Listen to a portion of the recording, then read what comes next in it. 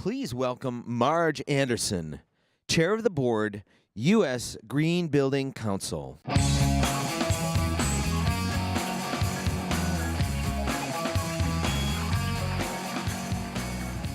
Hi. Happy Greenbuild. Are you having a good day?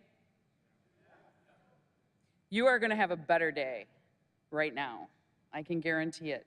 I want to share some statistics with you.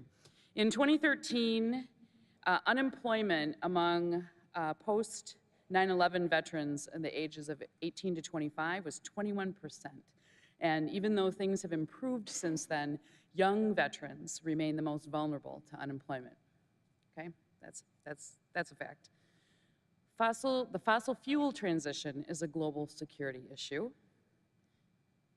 Climate change is a security issue. And we don't have enough skilled, qualified people to do all of the high-quality building science work that we need in energy efficiency and in the sustainability movement. So you'd think that there would be an obvious synergy there, right? And today you're going to find out some of the things that are happening. I went to South Florida 2 years ago to the USGBC chapter there to speak at their Gala Verde.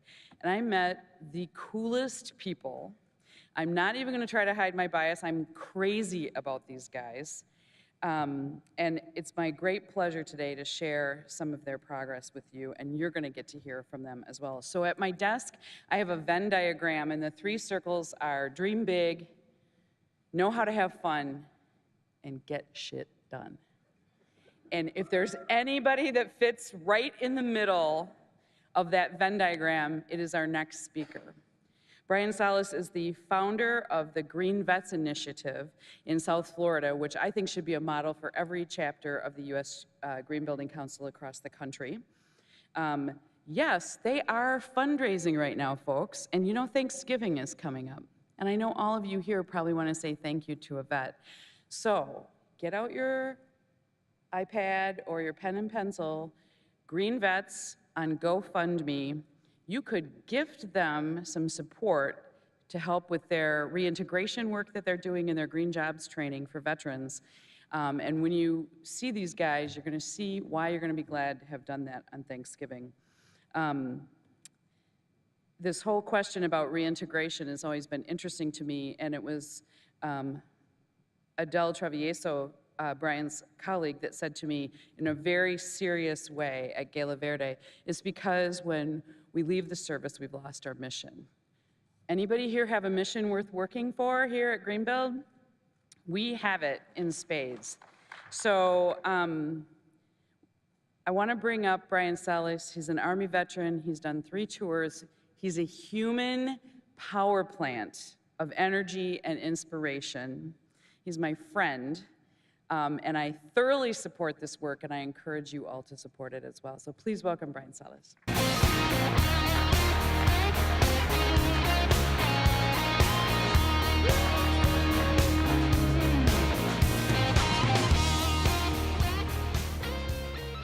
All right, here we go. Thank you, Marge, for the warm introduction and for your faithful support of those working to make a difference in veterans' lives throughout the green building movement. I'm honored to have been invited to speak to you today to provide an overview of our USGBC Green Veterans Program. But first, a little background on me. I'm a proud combat veteran who served nearly a decade in the U.S. Army Infantry, with 1 tour in Kosovo and 2 combat tours in Iraq in support of Operation Iraq Freedom. When I returned to civilian life after my final tour, I found myself, like so many other veterans, void of direction. I did not realize that the minute a veteran gets out of the military, you're disenfranchised from one of the largest and most advanced institutions in the world. You go from a team-focused, purpose-centric lifestyle that is extremely organized and structured into this wide-open world with little support, and into a civilian sector that doesn't fully comprehend the issues that many veterans face. Yes, there are military benefits available to those who have served, but sifting through the paperwork and navigating through the bureaucracy only adds to the stress of reintegrating back into society. Like many others, my post-initial employment left me without a sense of purpose. I floated between jobs and moved around the country, looking for that motivation to succeed through meaningful work and greater mission. In 2012, I was finally able to take advantage of my military benefits by going back to school for a bachelor's degree in alternative and renewable energy management, which is what ultimately exposed me to the U.S. Green Building Council. In 2013, I attended the USGBC program in Florida and met Jonathan Burgess, a civilian and a longstanding USGBC volunteer leader who would ultimately become my co-founder in creating the Green Veterans Group. Together, we identified opportunities to broadcast veterans' issues through this great organization. To begin with, we recognize that USGBC's mission honors the service of our veterans by fighting to sustain and protect the very country for which we fought so hard. USGBC is fighting for energy independence, for the well-being of our citizens, for social justice both domestically and abroad, and to fortify our cities and towns against disasters that impact our health and safety. Talk about synergy. This is a mission our veterans can rally around. The more we talk, the more folks we brought to the table, the more evident it was that veterans could serve by promoting these ideals to protect our families and for future generations. Doing so, alongside other veterans and civilians, helps us make connections with those in our communities who share the same vision and uniting us for a common cause and establishing friendships that will last a lifetime. This synergy also shines light on leadership skills that veterans have developed in the military and shows our civilian friends the positive impact we can make by working and collaborating together. With great excitement and optimism, we created the Green Veterans Group in South Florida in 2013. Our focus was on reintegration, workforce development, trauma resolution, and veteran-oriented service projects. Almost immediately, we saw our ranks grow. New volunteers became new USGBC members. Organizations without a USGBC history saw and liked what we were doing and became partners. We seamlessly fit into a champion USGBC initiatives such as Green Apple Day service and the Well Building Standard. We started with hands-on educational sessions and community outreach programs. We embraced projects that provided our green veterans a pathway to help other veterans through home repairs and service projects, small and large. We've helped a number of disabled veteran homeowners with basic home repairs and energy efficiency improvements.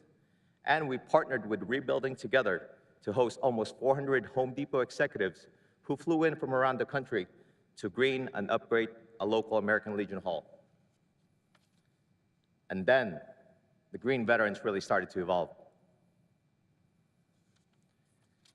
We created a comprehensive sustainability training program, as well as apprenticeships and opportunities for meaningful work with local employers. This program has already helped a handful of veterans find jobs, and a couple of them are here in the audience today. Edel Travieso, please stand up. He is an Air Force veteran and is now working to make energy efficiency upgrades and install solar photovoltaic systems on disabled veterans' homes in Florida.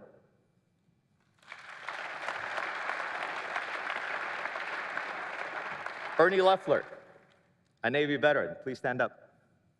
And I,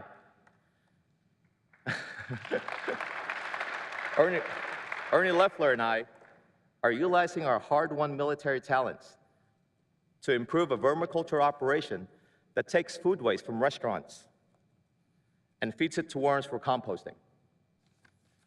We are also taking crushed beer bottles from those restaurants and upcycling them into stained glass windows to be installed back in those very same restaurants. An additional component of our initiative is our Green Veteran Sustainability Academy. Our first class of veterans recently finished their LEED Green Associates and BPI Energy Auditing training. As with other components of our program, we owe a debt of gratitude to a partner, and in this case, Everblue. So thank you for your help.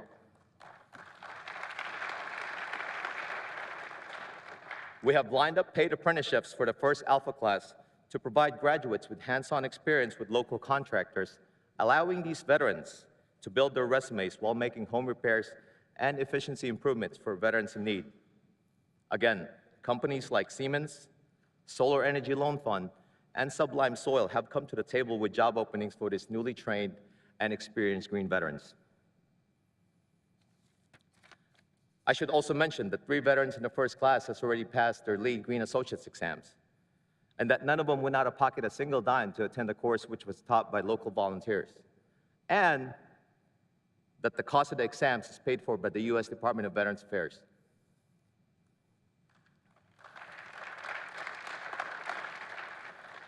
Like many of my fellow veterans, I suffer from a mild case of post-traumatic stress disorder. Living with PTSD can be difficult. Insomnia, paranoia, insecurity, claustrophobia, depression, to varying degrees of severity. It's real and it's daunting. Loneliness, seclusion, and remembering fallen soldiers and specific events is real.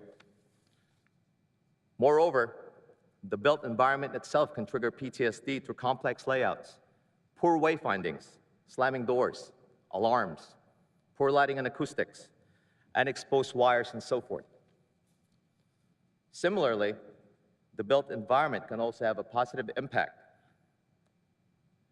on PTSD by mitigating the suffering through design strategies, proving to reduce stressors and alleviate depression while enhancing security, comfort, and access to nature.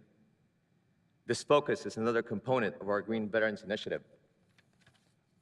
As I alluded to, our Green Veterans is inspired by the USGBC's collaboration with the International Well Building Standard, which has laid the framework for stress reduction and wellness to their well building standard. Our Green Veterans are promoting supplemental strategies and security-based design, horticultural therapy, and other features meant to combat PTSD and traumatic brain injury. In conclusion, Green Veterans are growing a USGBC chapter's volunteer ranks and strengthening our community outreach efforts. We've engaged USGBC leaders across the country to help us kickstart their own Green Veterans programs and identify veterans who want to step up and take local leads. On behalf of veterans assisted thus far to our efforts, and countless more who will be helped, we would like to sincerely thank the USGBC community for embracing this new initiative. I want to close with 2 asks. First, that you reach out and have a conversation about bringing the Green Veterans Program to your local community and USGBC chapter. We stand ready to help you with tools and presence. And second, we need your help in the form of funding. In order to continue to make these important strides, in order to make an impact on our veterans' lives, we're asking for your support through our GoFundMe crowdfunding site. 100% of your immediate donation will go towards empowering our veterans to become leaders in our green building movement. Please visit www.greenvets.org and learn more about how you can make a difference. Thank you so much for this opportunity.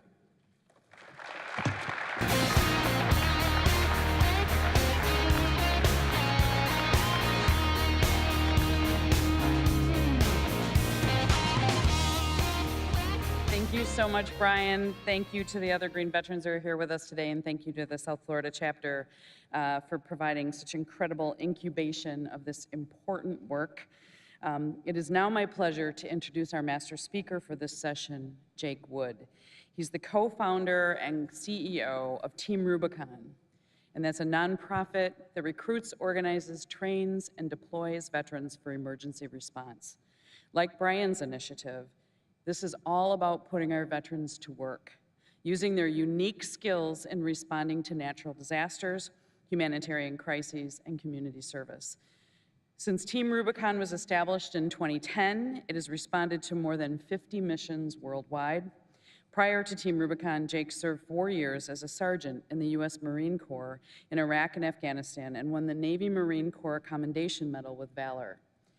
His book, Take Command, currently available in the USGBC bookshop, shows how to apply hard-learned lessons in leadership and teamwork from the battlefield and disaster zone to your professional life. Ladies and gentlemen, please give a big Greenbuild warm welcome to Jake Wood.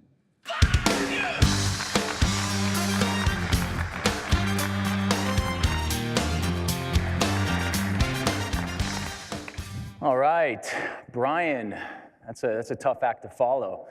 Thank you for having me here today. I'm really excited to be here. I'm really excited to be here and talk to you about leadership.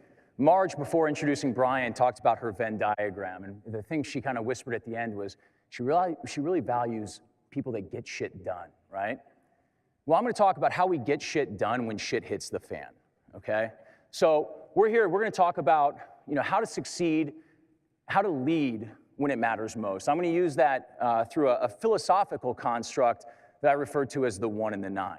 That's right, you're in here about to get a philosophy lesson from a U.S. Marine. You signed up, all right? So before we start walking down this road, I want us to accept a simple premise. I was smart enough to get my way through Philosophy 200 at the University of Wisconsin here. So I know we have to accept at least one premise before we move on. That premise is this: today's world is fast-moving and full of uncertainty. Can we accept this premise on its face? It doesn't matter what industry you're in, what your role is at your company, this holds true. If you don't believe me, turn on the news, okay? A simple tweet can send the market crashing.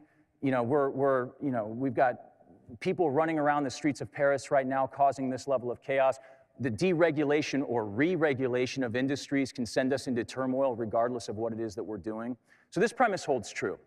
Now, to assist me in this philosophy lesson, I'm gonna call on one of the greatest philosophers in American history. No, I'm not talking about Jefferson. I'm not talking about Emerson. I'm talking about Mike Tyson, okay? Now, why am I gonna bring up Mike Tyson? I'm gonna bring up Mike Tyson because the temptation under this uncertainty is to make plans, right, and to rely on these plans. Mike Tyson so eloquently said, everyone has a plan until you get punched in the face, okay? Now, why is this important? Because when our plans fail us, when we hit that moment of uncertainty, what we have to rely on is leadership, right? The type of leadership that helps us to overcome the unexpected obstacles that we find in our way. The type of leadership that it takes to motivate our teams to succeed at all costs. So I'm gonna rely on thanks, Mike, yeah, you can go. I'm gonna rely on a real philosopher for the next point, okay? This is Heraclitus, and he lived about 2,500 years ago in ancient Greece, okay? Now, he had a parable that he used, the parable of the 100. And what Heraclitus said was that of every 100 men that go into battle, 10 shouldn't even be there. 80 are nothing more than sheep. 9 are the real fighters, and we're lucky to have them because they win the battle. But one is the warrior, and it's his job to bring all the others home, okay? So let's deconstruct that a little bit. We have the 100 men, and he says that the first 10 shouldn't even be there, okay? Now, where I come from, we call these people oxygen thieves, okay? We all know them. They're the people in your organization or on your team, and you sit there and you scratch your head and you look, you cast glances over at HR, and you're like, how'd you let this person in the building, right? Not only do they not get their job done, but they're detrimental to the team's success, okay? So we gotta get these people out of there. The next are the 80, right? Heraclitus referred to these as sheep, okay? We know these people too. These are the clock punchers, okay? These are the people that show up at 9:03, power up their computer, go get coffee, come back to their computer, log in, go get water, come back, talk to somebody along the way, go to the restroom, sit down at 10, get some work, go to lunch at 11:30, come back at 2, and pack up at 4:58, okay? These people, at best, have a neutral impact on our ability to succeed, and at worst, they have a negative impact. And their lack of productivity sucks the productivity out of those people around them. So to the extent we can, we have to eliminate their impact on our organization. So then we have the 9. Now remember, Heraclitus referred to these 9 as the fighters, and he said we're lucky to have them, okay? And that's true. If you're a leader, you know who these people are. You know that woman that you can count on when you have to, you send that email at 10:30 at night, you know it's gonna be responded to, and you know that problem's gonna be solved by the time you get into work the next morning. These 9 are the people that make your problems go away. They're the ones that you stand behind and they lead you to victory, okay? So we have to find them, all right? But there's one, and this is what we're here to talk about today. One is the warrior, and it's his or her job to bring all the others home. So the 1 and the 9, right? This is what I want to talk to you today about. First of all, how do we discover whether or not we want to be the one? Listen, leadership is a burden, right? And you shouldn't enter into it lightly, right? There's no such thing as accidental leadership. You really need to look within yourself and understand whether or not you want that responsibility for bringing all those others home. If you're the boss, if you're an entrepreneur and the boss, if you're the boss of a division within a larger company, at the end of the day, there are people whose livelihoods, economic livelihoods, are relying on your leadership. Not just their economic livelihoods, but their quality of life, right? If you're a poor leader, they go home and they drag that poor leadership home with them, and it impacts their wives, their relationships, their families. Leadership is a burden. So first we have to determine, we have to look inside ourselves and determine if that's what we want, okay? But if it is, how do we become that one? How do we set ourselves up to be able to bring all the others home? And then finally, knowing that we need the 9, how do we go out and find them? How do we go out and find those 9 who are gonna make the battle for us, who are gonna help us win regardless of what it is that we do, right? Whether we're a US Marine, whether we're a college football team, whether we're building platinum certified buildings in some far-flung corner of the world, okay? So that's what we're gonna talk about. I'm going to talk about this today using the last 15 years of my life as a story, right? I'm going to talk about what I've been doing for the last decade and a half. I'm going to talk about some of the leadership lessons that I've learned along the way, and then kind of bundle it up at the end and talk about how we've been able to scale the organization that I run, Team Rubicon, and scale it under the most chaotic of circumstances. So my journey starts 15 years ago. It's the year 2000. I'm a senior in high school. And for my entire life, I'd always wanted to be a Marine. It started when I was really young. I was living in Austria with my family. My parents took me to a Nazi concentration camp that had been turned into a museum. And I remember going through this museum and looking at all these terrible photos of what had unfolded there. And I was 6 years old. This had a tremendous impact on me. And at the end of this museum, there were photos of the liberation as these Allied troops came in and freed these prisoners of these terrible conditions, right? And this terrible fate. I remember my dad telling me, these were US soldiers, they'd come through, and I started to understand this concept that I wanted to serve my country. I wanted to help keep those terrible things from happening. But here I am, a senior in high school. I had all these intentions of joining the military, and I suddenly find myself being recruited to play football in college. You can't tell, I'm 6'6", I got blessed with a couple of good physical traits, and here I was getting the opportunity to go to college on a scholarship and play football. And I had to make a choice. I ended up choosing to go to play football at the University of Wisconsin. I forewent my childhood dream, and I chased this new materialistic dream of trying to go and play in the NFL. So I show up to the University of Wisconsin in 2001. Turns out I made the wrong choice. I was a pretty terrible football player, okay? Heraclitus's parable about the 100 men going into battle is oddly able to fit into the 100 men that are on a college football team, and I found myself in the 80 on the brink of, falling down into the 10. But something else happened my freshman year, in addition to discovering I wasn't a good football player. 9/11 happened. I remember walking down into the cafeteria of my college dorm and seeing these students huddled around a television. When I looked over their shoulder, I saw as the towers were coming down, like all of you, I knew that we were at war.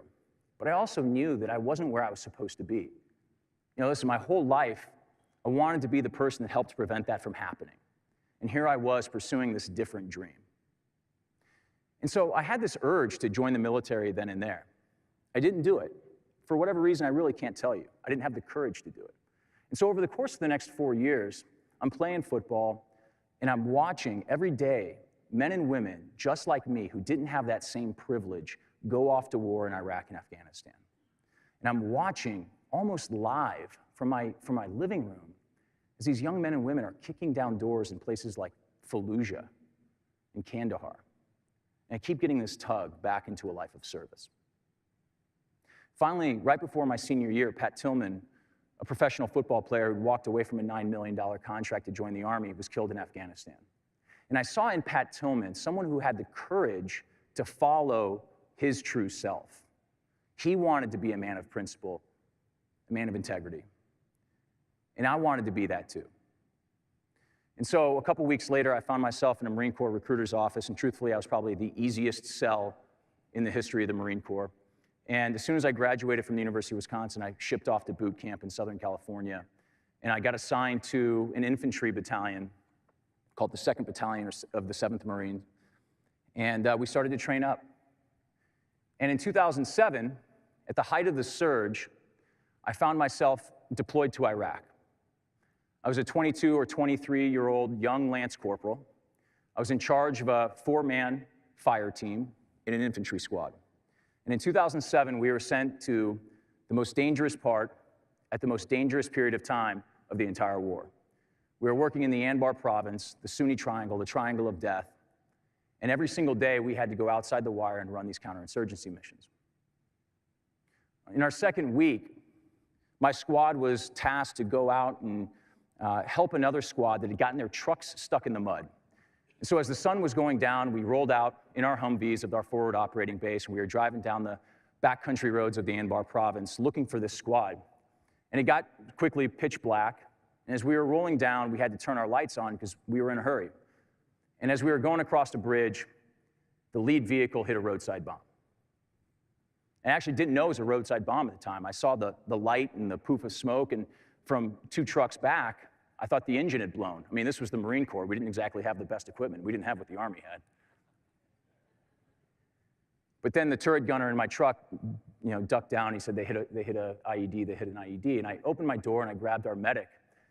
I started to run up towards that truck on the bridge, and my squad leader, who had been in that truck, was stomping back towards me. This was the one.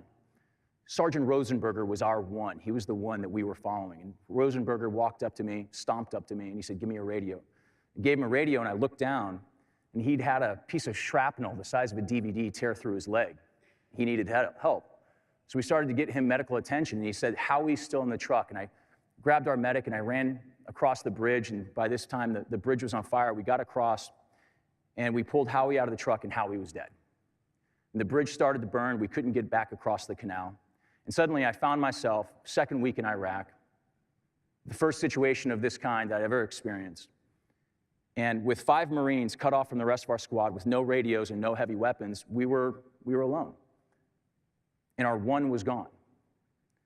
And I had to take charge of that situation. It wasn't even my role to take charge. I wasn't the highest ranking Marine on that side of the bridge, but we needed somebody to lead us in that moment. And I took command of that situation, and thank God there wasn't a follow-on attack. We got a helicopter to come in and take us out of there, but 2 weeks later, I was promoted to corporal and I was given charge of that squad. So here I am, 3 weeks into my first combat tour, a freshly minted corporal of Marines, leading and being in charge of 12 men at the height of the war. I didn't know anything about leadership. I thought I did, but I didn't. And I realized the first thing that I had to do was set the standard.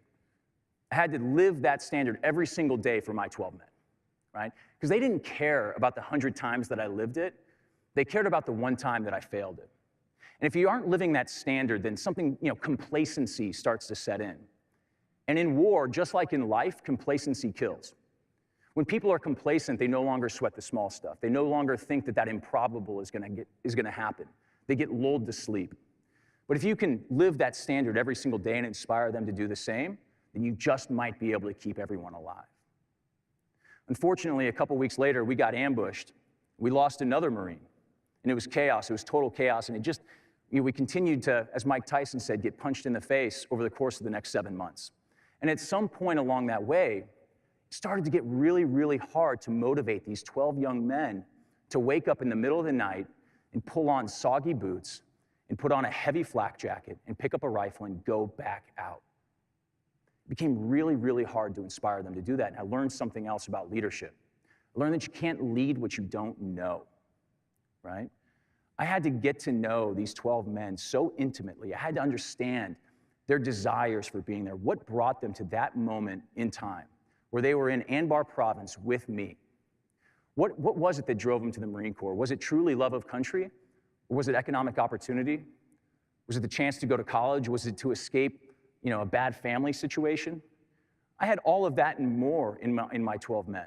I had a Choctaw Indian from Oklahoma who simply was trying to get out of the vicious cycle of alcoholism in his family. I had an immigrant from Miami who was looking for the economic opportunity and the opportunity to serve the country that was giving him an opportunity of citizenship, right? And everything in between. And once I knew what brought them there, I knew how to inspire them to pull those soggy boots on and pick up that rifle every single day. And so leading these 12 men in Iraq was the greatest privilege of my life. When I got back, I had the opportunity to join a different unit, one of the more elite units in the Marine Corps, the Marine Corps Scout Sniper Platoon. So I had the opportunity to join. I tried out, and I was accepted. And a couple of months later, they sent me to sniper school. Now, Marine Corps Sniper School has one of the highest failure rates of any school in the military. And it was challenging. Every single day was a challenge. Every single day I woke up and said, why am I here? I was really, really fortunate to graduate. And in fact, I graduated at the top of my class. And the reason why that's important to note is because shortly after graduating, I found myself in Afghanistan as part of a 6-man scout sniper team. Okay, and we were working in the southern province of one of the southern provinces of Afghanistan called the Helmand Valley. And after coming off this tour where I knew I'd proven myself as a good leader of Marines, and after graduating at the top of my class in sniper school, I was put on this 6-man scout sniper team, and I wasn't the team leader. And I had to learn a really, really critical lesson. That was how to follow, right? Who here has been in that situation before? Who here has moved from one company where they were they were the leader of that organization and moved into a different situation where suddenly they had to learn how to follow? And maybe, just maybe, you weren't as lucky as me. I was lucky because I had an incredible team leader who taught me not just about being a better operator in an environment like that, but who taught me what it means to be a leader of integrity, right? And we don't all get that lucky, right? We often have to learn how to follow leaders that really aren't that effective. And we have to learn how to do that in a way that can maintain a solid, positive team dynamic, but still ensure success, right? And so I learned this lesson, and it proved to be really, really invaluable. Afghanistan was a really, really tough tour. And after 7 months, I came home, and I had a choice to make. Do I re-enlist for another 4 years and undoubtedly do 2 more tours overseas, or do I get out and try something new? And it was tough because I knew a lot of my friends were going to stay in. I knew I had the opportunity to keep some of them alive. But I also knew I didn't want my life to be defined by war. And so I ended up getting out of the Marine Corps in late 2009. And listen, I didn't know what I wanted to do with my life. So I figured I was going to go and get my MBA. I mean, that's what people do when they have no clue what they want to do with their lives, right? So I started to apply for, do we have any MBAs in here? Yeah, we got, okay. You guys are still figuring out what you want to do with your life. Just kidding. I started putting in my applications for graduate school. And about 2 months later, in January 2010, I got my first rejection letter from Stanford. And I'm going to be honest, it upset me. I couldn't understand why they didn't see the value that I brought as a veteran to that university. But 2 days after that, I saw this. And this was my second 9/11 moment, right? This is Port-au-Prince, Haiti, just hours after the earthquake. And I turned on CNN, and I swear I didn't move from my couch for hours. And I was watching as images like this poured across my TV screen. And I sat there, and like many of you, I said, I want to help. But like most people who were saying that, I knew how to help. It wasn't just money for me. It was the opportunity to go down there. I knew that situation would be chaos. I knew there'd be limited resources. I knew that people weren't going to know how to operate in that environment. And I knew that I did. I had proven that. And so I called a couple of organizations, and I asked them, can I go to help you in Haiti? And I told them what I'd been doing for the last 4 years. And unfortunately, that didn't work out. So not taking no for an answer, I called a handful of Marines that I served with. We put together a team of veterans and doctors. And we got down to Port-au-Prince about 8 days after the earthquake. And what we found while we were down in Port-au-Prince, was that we were able to get into parts of Port-au-Prince that other organizations could not or would not go. The first day we were there, we went to a refugee camp that had hundreds of people that were critically wounded. Compound fractures, amputations, infections had started to set in. We delivered a baby on a door. It was a Civil War battlefield. But we were able to bring order to that chaos. And we did this for day after day after day. And about a week into this situation, my partner and I looked at each other and we said, you know what's ironic here? Is all we've been doing is using the counterinsurgency principles that the Marines taught us to fight war to help people right here in their greatest time of need. The small unit leadership that we learned, the emergency medical techniques that we learned, the ability to do more with less, operate in indigenous environments, all of these things factored into our ability to get to these corners of Port-au-Prince and help these people. And we said, you know what? Other traditional aid organizations aren't going to call up General David Petraeus and say, hey, can you teach us how to work in these environments? We knew that. And so we knew that if we wanted to change how this was done, that we were going to have to build it from the ground up. And so we came back from Port-au-Prince, and we incorporated this organization. You know, at the time, that 8-person team in Port-au-Prince, it was just that. It wasn't an organization, it was a team. And we had called it Team Rubicon, and so we stuck with that. And in 2010, we set out to reinvent international medical relief. So we recruited the top special operators out of the military and some of the best emergency room doctors. And we were going to some of the worst corners of the globe. We were going to Burma to train medics in that civil war there. We were going to South Sudan and treating people caught in the conflict as that civil war erupted. We went to Pakistan in the Punjab province after some of the worst flooding of the 21st century. And along the way, we started to see that, yes, in fact, these veterans can do this better, more efficiently, more effectively than people that don't have their skills and experience. But we had this unintended consequence that we soon learned of. And it's going to sound familiar after listening to Brian speak. These veterans were coming back from these missions, and they were saying that, I've never felt that sense of purpose in my life since leaving that military. I never thought that I'd find a community again that mattered so much to me after I left that community, that band of brothers. I never thought that I'd be proud of who I was again. I never thought I'd have an identity that I was proud to serve with again. And so we thought, okay, how do we expand this idea, this program, to engage more veterans more regularly? We launched our domestic disaster response program, and over the course of the last 5 years, we've responded to 125 disasters. We have 32,000 members across the country, and we are building a better mousetrap. We're responding to situations ranging from the Haiti earthquake to the Joplin tornado, Superstorm Sandy, to those small disasters in the far corners of states like Nebraska and Iowa, where communities get overwhelmed by even the smallest crisis. But resources don't flood into those situations, right? But we can, right? We have 2.5 million veterans coming back from Iraq and Afghanistan. 2.5 million veterans who have these skills and experiences and are repopulating communities across the country. This is an untapped capacity that we can use and leverage to make our communities more resilient in the face of crisis and disaster. If we can provide them with the organization and the training and the equipment, as well as the national systems and standards and process, we can build a better 21st century disaster response organization. And that's what we've done. And we've built this organization along the way from the ground up in the most chaotic circumstance imaginable. We're here to talk about leadership in crisis situations. Being an entrepreneur that's responding to disasters, you learn some really challenging lessons about how to build organizations and how to lead teams through that type of chaos. And I'm going to talk about 3, okay? So the first thing that we did when we set out to do this was we went out and we found our 9, right? Remember the 1 and the 9, okay? We knew we were good leaders. We had to go out and find the 9 that were going to win this for us. Now, how do you do this? Okay?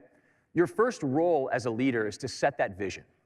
You need to set that vision, and you need to communicate that vision far and wide. And that vision needs to serve as that bat signal, right? It needs to draw people in like a moth to a flame. That vision needs to be inspiring. We turned around and we said, we are going to build the best disaster response organization in the world. And that's a bold and ambitious statement for a couple of Marines who have never built anything, right? But the difference is that we convinced ourselves that we could do it, and we were able to convey that conviction to others. We were able to inspire others to believe that together we could do this. And so when we were placing these job descriptions out, right, when we were looking for our 9, we were flooded with people looking to join that team and work towards that vision. So when you're flooded with these people who want to join, how do you find which ones are the 9? We had this mantra, right? This mantra was, passion trumps talent, but culture is king, okay? Passion trumps talent.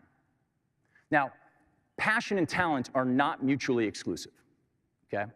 And we look for talent in our resumes, but passion trumps talent all day, every day. And it's hard to screen for passion. Passion can be faked, right? But that we look for passion over talent every single day. But here's the catch. Culture is king. You can have a passionate and talented individual join your team, but if they are countercultural, they're going to sink you fast. You have to do everything in your power to protect that culture. Now, this is the other thing, in addition to the vision that a leader must focus on, setting that organizational culture. Okay, now what is your culture?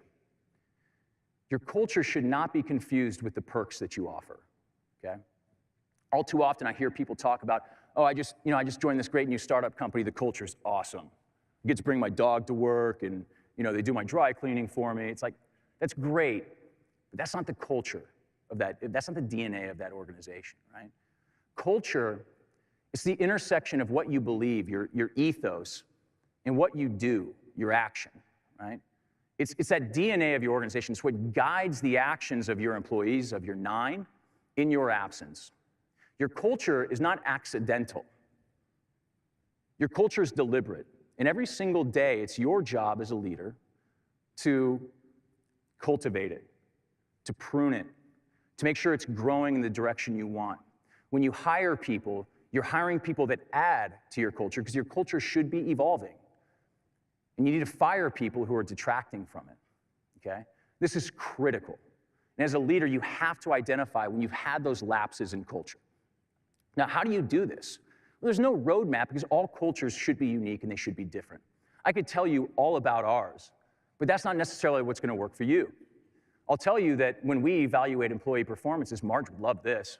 We talk about 4 things that we want our employees to do. Pardon my potty mouth for a second, I am a Marine. Can you see shit that needs to get done? Can you get shit done? Can you thrive when shit hits the fan, and can you avoid bullshit? If you can do those 4 things, you will culturally succeed in our organization. And yeah, we have fun, we have a no-track vacation policy and all of that. How do we measure whether we truly have a culture that is helping us succeed, that is the magic sauce, right?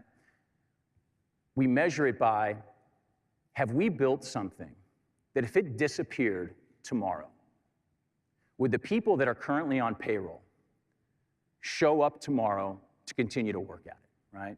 If everybody on payroll became independently wealthy, if they all won the lottery, would they show up the next day to continue the work that we're doing? And the answer is yes for us. Now, we also saw this weird, strange phenomena happen where all of a sudden people started getting that X tattooed on their body, right? Now, the first one, we were like, okay, that's a little strange, right? And the second one, we thought, okay, well, that guy's pretty weird, so we'll write that one off. And we're talking about a pretty heavily tattooed population to begin with, granted. So, the analogy may not work for all of you, but suddenly it was a dozen, and then 2 dozen, and 50 volunteers, and even some staff members who were getting that tattooed on their arm, their leg, their chest, their shoulder. And it was at that point in time when we knew we built something that mattered. We knew it was something that they believed in, that they identified with, and we knew that we had a culture that would help us succeed, okay? So go and find your 9. The next thing we learned was that we got to get comfortable being uncomfortable, right? When chaos happens, and chaos will happen to anyone, regardless of industry, you have to be comfortable being uncomfortable. This photo right here is from our response to the Philippine typhoon that hit in 2013. This is our search and rescue team hitting the ground in Tacloban, the hardest hit city south of Manila, I think within 3 days of that eye passing through. No, 2 days of that eye passing through. It was the first foreign search and rescue team to hit the ground in the southern Philippines, okay? So how did we get there? I mean, the eye of that storm passed. At the time, it was the largest cyclone to ever make landfall in recorded history. 5,000 people died instantly. Over 6,400 people ended up perishing. There was no information coming out of the epicenter of this disaster. How did we get that team there 2 days later from Los Angeles, California, right? We did a couple of things. First thing is, when a situation like this arises, and again, it doesn't have to be a typhoon, okay? It's your job as a leader to serve as that filter. There's going to be so much inbound information and requests for information from people that it's your job to help your team determine what are the variables and which ones matter, what can we control, okay? Let's control those things. What can't we control in this situation? If it doesn't matter, then let's forget about it. If you can do that, if you can serve as that filter for your company, for your organization, for your team, then you can put them at ease, right? And when they're at ease, then they can operate. If you can help them to control things, controlling things has a positive, a strongly positive psychological impact on people's ability to operate. So help them to start controlling things. The second thing you need to do is create a system of what General Stanley McChrystal would call shared consciousness. And he talks about this extensively in his new book. And General McChrystal led the Joint Special Operations in Iraq and Afghanistan and was eventually the commander of all forces in Afghanistan before leaving that post. He talks about shared consciousness. Now, what is this? This is eliminating that environment that we've all experienced where, we know that knowledge is power, right? We all know that person who learns that piece of information that's really, really valuable and keeps it to themselves because it serves their purpose, right? It might set them up to succeed. It might set them up with an opportunity to demonstrate their value to the team. Well, those are the types of silos that can just submarine an organization in an environment like this. You need to strip down those walls. You need to make sure that there are deliberately built-in inefficiencies in how you over-communicate and share information so that everybody is empowered with the same knowledge and able to make decisions, okay? This is really a deliberate action on your part. And it means that you have to strip your organization of the reward systems that value individual contributions, but instead only recognize total team victories, okay? So serve as that filter, create that shared consciousness. The next thing you have to do is issue that commander's intent. Listen, it's chaos. Things are happening. You need to stand up in front of people and say, this is what we need to do, and this is what it needs to look like, right? It's the who, the what, the where, the when, and the what it looks like. It's not the how, it's all the other things, and perhaps the most important is what it looks like, right? Because I could have told our field operations team that, hey, I want a team deployed to the Philippines. What's that mean to you? It's probably gonna mean something totally different than it means to you. But if I told my director of field operations that I want a 15-person search and rescue team in the epicenter capable of conducting medical operations, able to treat 100 patients a day for 7 days, that's what it looks like, and that's what we did. Otherwise, success might have been getting a team to Manila, which didn't even get hit in my director of field operations' eyes, right? So issue that intent. And then finally, after they have that intent, encourage them to work towards an imperfect solution, right? Again, things are moving fast. Your team now knows what they need to do, and if they're not afraid, they'll have the courage to act off of an imperfect solution. They'll work towards an 80% solution to the problem, and they'll understand that that remaining 20% will either prove to be irrelevant or that assumptions that they had are going to be proven to be false. But that shift in perspective in getting 80% of the way there might just generate the solutions we need. So, as an example, my team had no idea how to get to Tacloban.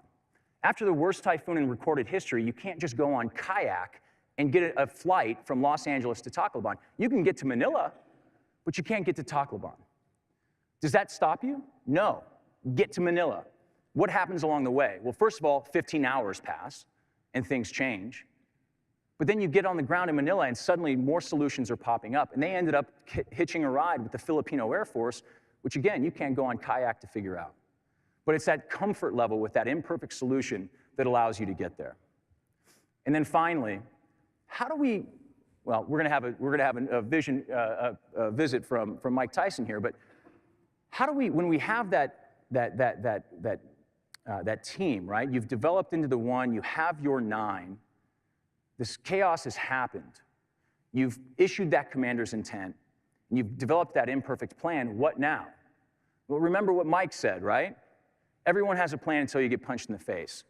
So if that's the case, then how do we build into our team the ability to improvise, adapt, and overcome, right? There's 5 words here that I want you to think about, and it's just this: get out of the way. If you've done things right up until this point, right? If you found your 9 and developed it, if you've put in a system of shared consciousness, if you've allowed your team to operate without fear of failure, get out of the way and let them execute. What's going to happen is you're going to have leaders that feel empowered to make decisions, and you're going to gain a handful of things. The first thing you're going to gain is speed. Your leaders are going to feel empowered to execute in real time.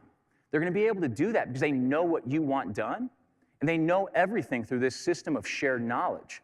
Okay? So you're going to gain greater speed in these situations. You're also going to get flexibility. Leaders are going to feel empowered to shift strategy according to what they see. They're going to be able to take advantage of opportunities that you didn't identify in advance and avoid the obstacles that nobody would have thought of because they feel empowered to do so. And finally, you're going to gain resilience. As an organization, you're going to gain institutional resilience. Your leaders are going to be able to weather those minor setbacks, those small, jabs on the chin that Mike Tyson talks about without having to call a timeout, pause and regroup and rediscuss, right? You're going to be able to continue to march forward, okay? And if you can do those things, then your organization can succeed in these types of chaotic environments. But what's the measure of success for the one, okay? How do you know if you've succeeded in all of this? At the end of the day, we've talked about going out and getting the 9 and setting up this organization for success. But we don't have to resign ourselves to finding the 80 and the 10 below this. If we're building a truly remarkable organization, if we're developing into truly remarkable leaders, then we're helping to empower our 9 to become their own 1, to go out and find their 9, right? And then so on and so forth down through the organization to the point where we have leadership at all levels, right? If you take these principles, if you take these attitudes and you build this culture around leadership, around responsibility, around resilience, you don't have to have the 1, the 9, the 80, and the 10. You can have the 1 and the 9 at all levels of your organization, okay? So with that, I want to take the opportunity to thank you for having me today. I want to take the opportunity to thank Brian and his team for all they're doing, and I want to open it up to questions. Questions about my time in service, questions about what we talked about today around leadership. You can ask questions about what we're doing at Team Rubicon. Any questions you want, I'm happy to take them, and I think we've got about exactly 8 minutes and 52 seconds. Yes, ma'am. Question was, how are we funded? So Team Rubicon is a nonprofit organization. We're funded entirely through private money. We don't take any government money. Our budget this year will be about $11 million. 20% of that will come from grassroots donors. About 80% of it will come from institutional donors and foundations. Thank you. Yes, ma'am.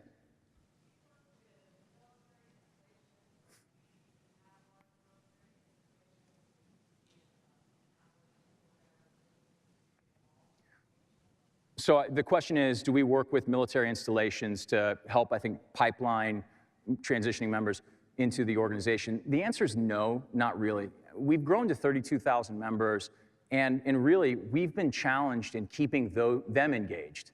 If suddenly we had 10,000 or 20,000 members a month as they're leaving the military joining, a lot of them would get frustrated because we wouldn't be able to engage them appropriately. So we haven't done that yet, although we have plans for the future. Yes, sir.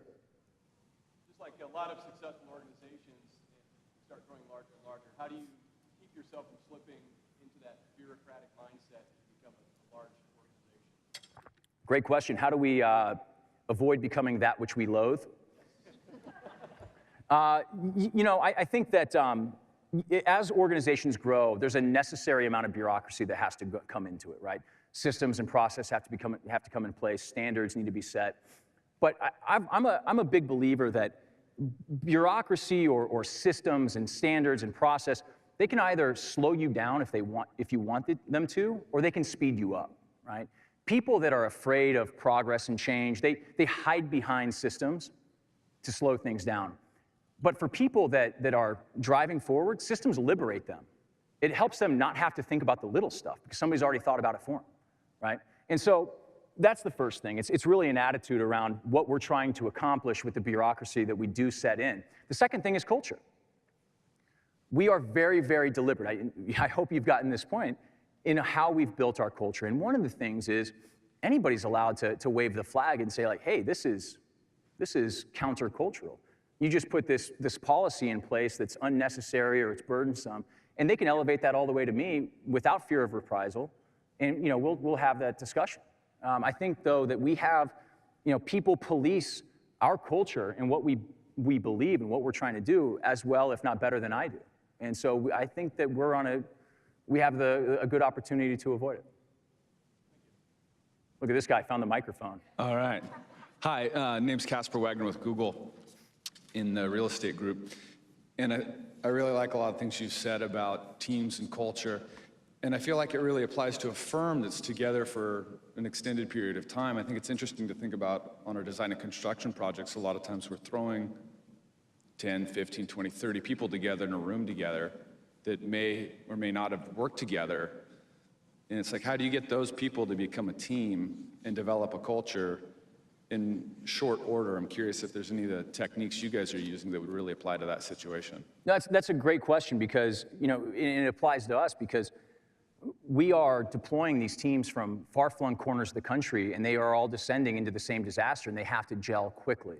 So how do you do that? Well, we talk about trust, right? You have to develop that trust, and how do you get that? You get it through common training, right? If people trust that you are competent in what you're supposed to do because they themselves have gone through that same training, that's powerful. That's why the military has boot camp. It baselines everyone, right? You need to have transparency. Why are decisions being made? How are they being made? Even just what decisions are being made. You'd be surprised how many people screw that up, right? And then finally, we talk about trial and tribulation, right? You need to experience those trials together and come through on the other side. The military is actually really adept at creating these trials and tribulations. Certainly, combat is one, right? But you don't want that to be the first one. So how do you make sure that people feel like they're experiencing hardship together in advance of the real hardship? You have to think about that, right? And there are ways that you can do that. And then finally, I would never, I'd be remiss if I didn't say that. I think that beer therapy is real, right? I do. You need to get to know the people that you're working with, right? And so inviting your team out for a pint of beer after a long day goes a really, really long way. That beer diplomacy is powerful. And, it doesn't have to be beer. It is in Team Rubicon. But, I think that, breaking bread together is a powerful way to do that. We've got time for one more. Yes, ma'am. Hello, I'm Megan Shannon from Atlanta, Georgia, and I am chair of the Emerging Professionals National Committee with USGBC. So we work with a lot of young professionals and bringing them into leadership. And I'm curious of your analogy of the 1 in 9, but kind of what the 80 is and what your ideas are about bringing those 80 into the 1 in 9, bringing them up to a position of leadership. Yeah, you have to. That's really what this last slide was all about, right? It's how do we continue to build leadership depth throughout our organization? Some people, bad leaders, are afraid of mentoring good leaders beneath them because they're fearful of their job. Let's be honest, right? But the best leaders are training those below them to be even better than they'll ever be. And so, yes, you could start from the perspective that we're only going to recruit people who have already become the 1 in the 9, or you can understand the reality that many organizations are going to have the ratios that Heraclitus set out. So you have to engage those 80 and help them be better. Now, how do you do that? They need to have an inspiration. They need to have that vision. They need to have a culture that they want to wake up and show up to work and not leave. And that's incumbent on the CEO, right? The leader of that organization has to set that vision and that culture so that those 80s want to improve themselves, and by improving themselves, improve the chances of success for the organization. I just want to say a couple of closing remarks. Thank you for your time. I very much appreciate you coming in here and listening to me and listening to me talk about leadership. More importantly, I think the message today to take away is what Brian was talking about. We have all these veterans that are entering the workforce right now, and they're passionate, and they're talented, and they're looking for opportunities. And so I would encourage you, if you're leaders in your organizations, to think outside the box when it comes to bringing in these young, talented, and hungry post 9/11 veterans into your organization. They may not have the requisite job training that you're looking for on that resume, but I guarantee you they'll pick it up fast, and when they do, their intangible qualities will take it to the next level. So think really, really critically about that. It's not a charity to go and hire a veteran. It's going to make your organization better. So thank you very much for your time. I really appreciate it. Enjoy the rest of your week. Stay safe. Thank you.